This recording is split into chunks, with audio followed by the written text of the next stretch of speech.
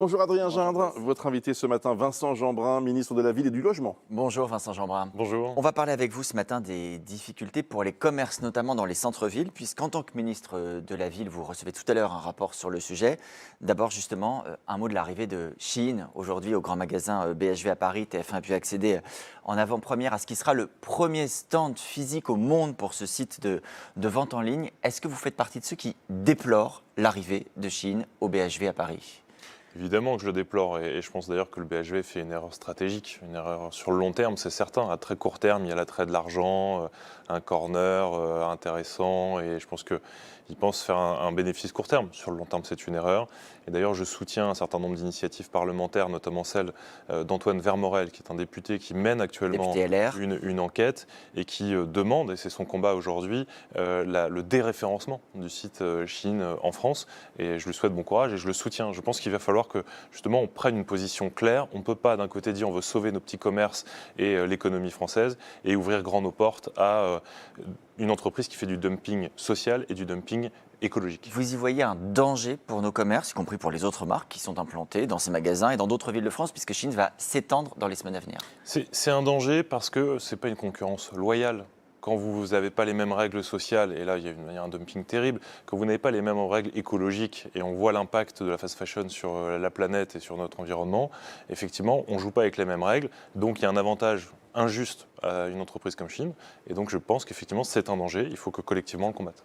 Ça arrive dans un contexte où l'on voit déjà dans nos communes des rideaux baissés, des vitrines désaffectées. Ces derniers mois, ces dernières années, ça ne s'est clairement pas arrangé. C'est l'objet du rapport que vous allez recevoir tout à l'heure, rédigé notamment par le PDG des supermarchés U, la maire de Saint-Quentin, le directeur de la Banque des Territoires. Quel objectif vous vous fixez ? Est-ce qu'on va vraiment pouvoir rouvrir tous ces commerces ? Alors d'abord, je voudrais saluer l'initiative de Juliette Méadel et Véronique Louwagie qui avaient commandé ce rapport et qui va nous être remis avec mon collègue Serge Papin, qui, vous le savez, est aux avant-gardes sur ces sujets. Maintenant, l'ambition, elle est effectivement d'accompagner une transformation du commerce. Je discutais avec les auteurs du rapport hier, ils nous disent, vous savez, il faut être positif, il faut avoir l'espoir et effectivement, on ne réouvrira pas les mêmes boutiques qu'il y a 20 ans, il faut être clair. Par contre, on peut redonner de la vie à nos cœurs de ville avec des activités commerciales et de santé, très important dans le rapport. On ramène les médecins aussi, on ramène les personnels de santé pour faire en sorte qu'il y ait de la vie, qu'il y ait de la lumière dans nos rues, et ça c'est fondamental. Et cet espoir-là, oui je l'ai, et on voit d'ailleurs le rapport qui est très positif et qui fait une trentaine de propositions qui nous montrent qu'il y a un chemin.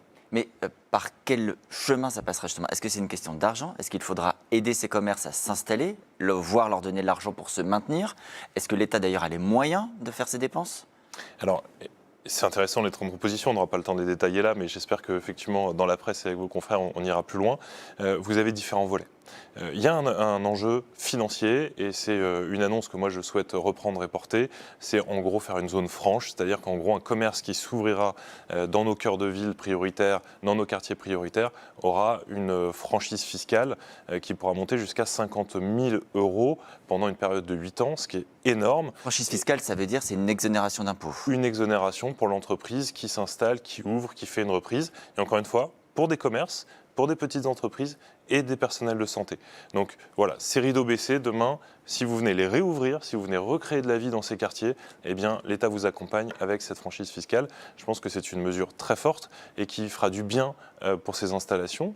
Ensuite, vous avez dans ce rapport des volets qui notamment luttent contre l'économie souterraine, parce que c'est pas le tout d'avoir envie de réouvrir un rideau, mais si à côté vous avez des commerces qui servent à blanchir de l'argent ou à être un point d'incrustation du narcotrafic, ça ne fonctionne pas. Donc on voit bien que la réponse, elle va être aussi de nettoyer un peu ces quartiers, probablement donnant plus de pouvoir aux élus locaux pour faire le choix des commerces qui s'installent et générer un maximum de diversité. Et puis il y a plein de mesures, je pourrais les détailler encore. Il y avait des programmes qui avaient été engagés ces dernières années, on appelait ça Action Cœur de Ville, ça avait été mis en place sous le premier quinquennat d'Emmanuel Macron, des managers de centre-ville, managers de commerce, tout ça, ça va être pérennisé, on peut encore poursuivre tout ça ? C'est évidemment l'objectif. On voit des villes comme Toulon, par exemple, où on était sur des quartiers prioritaires très compliqués, très dégradés, où aujourd'hui, avec la volonté des élus, l'accompagnement de l'État, on a réussi à transformer complètement ces cœurs de ville et faire en sorte de casser, ce qui est pour moi la priorité, le sentiment de déclassement et d'assignation à résidence. Parce que quand vous avez tous ces rideaux qui ferment, la couverte de tag, comme on voit ici sur vos écrans, il y a un sentiment d'abandon du citoyen qui se dit, au fond, moi j'habite dans des villes, dans des quartiers, même dans des centres-villes de seconde zone, je n'ai pas le droit à la même chose que tout le monde. Ça crée de la colère, ça crée de la frustration et souvent ça ne se termine pas bien. C'est tout ce cycle vicieux qu'on veut endiguer et retrouver des quartiers dont les gens soient fiers. Vous êtes également en charge du logement. Je voudrais qu'on parle des logements des délinquants. Il se trouve que la loi narcotrafic permet d'envisager la résiliation d'un bail lorsqu'il y a des troubles qui sont liés au trafic de stupéfiants, autrement dit expulser les dealers. Vous voulez aller au-delà de ce qui est prévu par la loi actuelle. À quelles infractions vous voulez étendre cette règle ? Vous savez, mon principe, il est simple. La solidarité nationale qui finance les logements sociaux, elle ne doit pas servir aux voyous et aux délinquants. C'est assez basique, au fond. Parce qu'il y a trop de familles qui attendent. Vous avez des mères qui travaillent, qui élèvent seuls leurs enfants, qui parfois dorment dans leur voiture. Et dire à ces familles-là, à ces mamans, vous n'avez pas de logement. Par contre, celui qui pourrit la vie de tout le monde, qui deal, qui trafique, qui est violent, qui agresse, lui, il a le logement social. Donc, par exemple, il y a quelques jours, on avait encore dans l'actualité ce refus d'obtempérer à Lille. Un auteur de refus d'obtempérer, pour vous, il a vocation à être sorti de son logement si j'ai envie de poser la question. Si vous me demandez mon avis, effectivement, je considère qu'il n'a plus droit à la solidarité nationale, comme tous ceux qui, de toute façon, seraient coupables de violences, les agressions physiques, le carjacking, et puis même les violences intrafamiliales. Vous avez des personnes qui sont coupables d'avoir frappé, battu leurs femmes, leurs conjointes, leurs enfants. On doit se poser la question, est-ce que c'est la priorité de leur proposer un logement dans le cadre de la solidarité nationale ? Là, on parle d'un logement social. D'un logement social, bien sûr. Et je distingue d'ailleurs, c'est un peu technique, mais le logement social et le logement d'urgence.